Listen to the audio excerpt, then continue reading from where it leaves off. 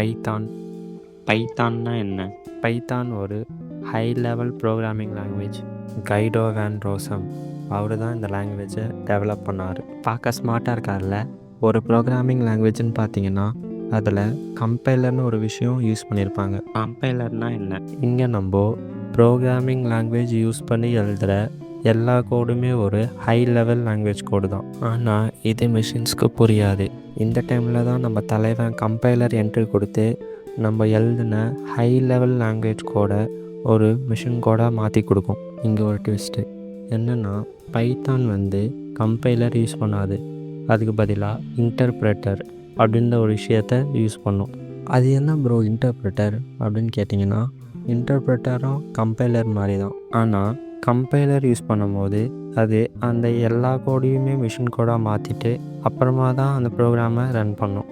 இதுவே interpreter use பண்ணும்போது இந்த மாதிரி காமெடிலாம் பண்ணாமல் தலைவன் அந்த கோடை லைன் பை லைனாக மாற்றி ரன் பண்ணுவான். இப்படி லைன் பை லைன் அந்த கோடை செக் பண்ணும்போது ஒருவேளை நம்ம இன்ஸ்டாகிராம் பார்த்துட்டே கோட் பண்ணியிருந்தோன்னா கண்டிப்பாக எதனா ஒரு இடத்துல மிஸ்டேக் பண்ணியிருப்போம். இன்டர்ப்ரெட்டர் நம்ம எந்த லைனில் மிஸ்டேக் பண்ணியிருக்கோமோ அந்த லைனோட ஸ்டாப் ஆகிடும். அது அடுத்த லைனுக்கு போகாது. இதனால் என்ன பெனிஃபிட்னா, நம்ம எரரை ஈஸியாக கண்டுபிடிக்க முடியும். இப்போது எல்லாருக்கும் பைத்தான்னா என்ன, கம்பைலர்னால் என்ன, அப்புறம் இன்டர்ப்ரெட்டர்னால் என்னன்ட்டு ஒரு ஐடியா இருக்கும். சரி ப்ரோ, எவ்வளவோ லாங்குவேஜஸ் இருக்கே, ஏன் இப்போ பைத்தான் அப்படின்னு கேட்டிங்கன்னா, நம்மளோட கோலு பைத்தானோட ஸ்டாப் பண்ணிடாமல் அப்படியே மிஷின் லேர்னிங் அண்ட் டீப் லேர்னிங்லாம் பார்த்துட்டு நம்மளே நிறைய ப்ராஜெக்ட்ஸ் செஞ்சு டெப்ளாய் பண்ணுறோம். அப்படி ப்ராஜெக்ட் மட்டும் டெப்ளாய் பண்ணாமல் அதோட எந்திரன் படத்தில் வர சித்தி மாதிரி ஒரு ரோபோட் ரெடி பண்ணி நமக்கு பிடிக்காதவங்கள ரிவெஞ்ச் எடுக்கிறோம்.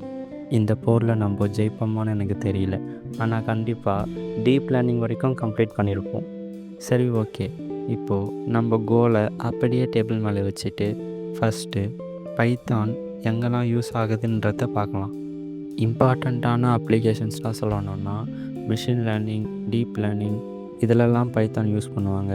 வெப் டெவலப்மெண்ட்டில் பைத்தான் யூஸ் பண்ணுவாங்க. அப்புறம் data science and data analysis இந்த மாதிரி டேட்டாஸ் அதிகமாக யூஸ் பண்ணுற இடத்துலலாம் பைத்தான் யூஸ் பண்ணுவாங்க. சரி, ஓகே. நம்ம பைத்தானோட இன்ட்ரோடக்ஷன் பார்த்துட்டோம். இப்போது பைத்தானை எப்படி நம்ம பிசியில் டவுன்லோட் பண்ணி இன்ஸ்டால் பண்ணலான்னு பார்க்கலாம். ஃபஸ்ட்டு பைத்தானோட அஃபிஷியல் வெப்சைட்டுக்கு போயிட்டு அதில் டவுன்லோட்ஸ் செக்ஷனில் லேட்டஸ்ட் வெர்ஷனை டவுன்லோட் பண்ணிக்கோங்க. இப்போது உங்கள் செட்டப்பை ஓப்பன் பண்ணிவிட்டு இன்ஸ்டால் பண்ணுறதுக்கு முன்னாடி ஆட் python.exe to path அதை கிளிக் பண்ணிவிட்டு அப்புறமா இன்ஸ்டால் நோ கொடுங்க. இந்த மாதிரி வந்துச்சுன்னா உங்களோட செட்டப் சக்ஸஸ்ஃபுல்லாக இன்ஸ்டால் ஆகிடுச்சின்னு அர்த்தம்.